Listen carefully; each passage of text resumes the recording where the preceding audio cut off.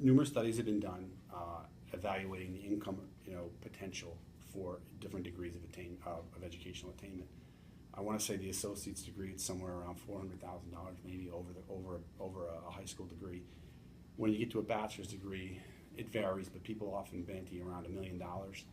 Is what you're leaving on the table between graduating from the age of graduating from high school and typical retirement age.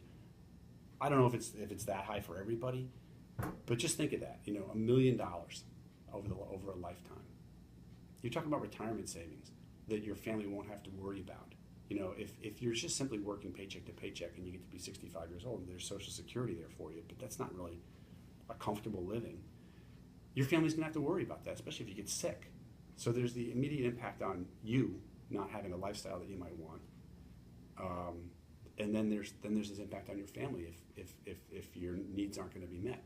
Put $1 million extra $1 million into the equation, and what happens? Because education is so related to labor stability, if we're talking about in terms of race, if you are placed into a subordinate group historically in terms of race, then you have had less opportunity to get into contact with certain things.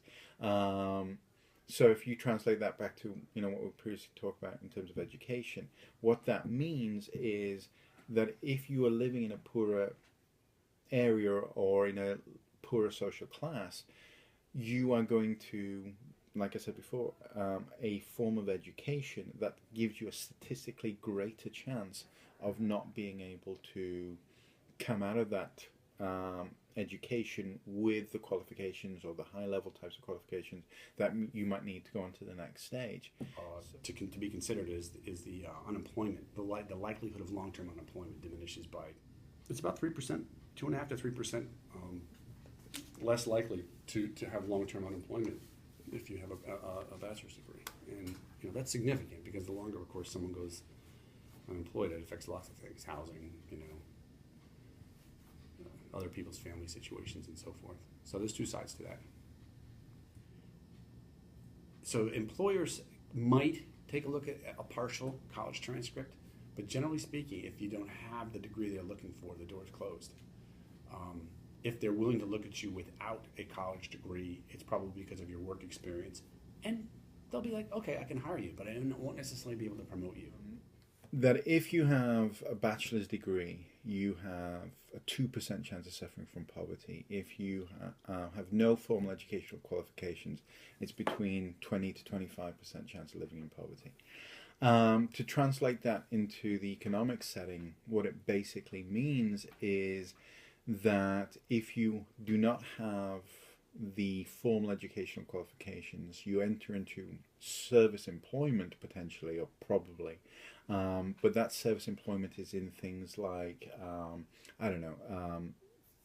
fast food or some kind of food service industries or anything along those lines. Basically, work that is not necessarily going to pay you anything beyond a poverty line wage. So that therefore you find this position where people who are working those types of jobs are working 2 or 3 types of those jobs in order to try and make ends meet, to try and have a living wage. It's more service-oriented jobs,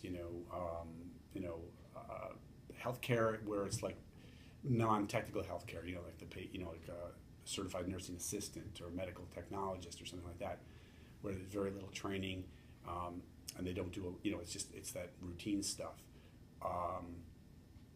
Administrative assistants or call center type work, stuff that's just not personally very fulfilling, very routine, high turnover, high burnout.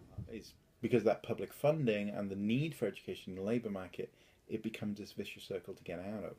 So again, statistically speaking, we still have, this common dynamic in this country where African Americans have almost twice the unemployment rate. African American males have almost twice the unemployment rate of white males. That their median weekly wages are over $200 less. So we like to think that it's that ripple effect. Every one person who gets a college degree, it's not just impacting their life. They won't be a burden to anybody else. and they will encourage other people to do the same. And the more, the greater the support structure becomes, the greater the expectation becomes to go. The economic benefit of attaining college still far outweighs the cost. $1 million over a lifetime versus what? $50,000 to $100,000 for a degree. Yeah, it's worth it. It's worth it for a lot of people. Not necessarily everybody, but for a whole lot of people.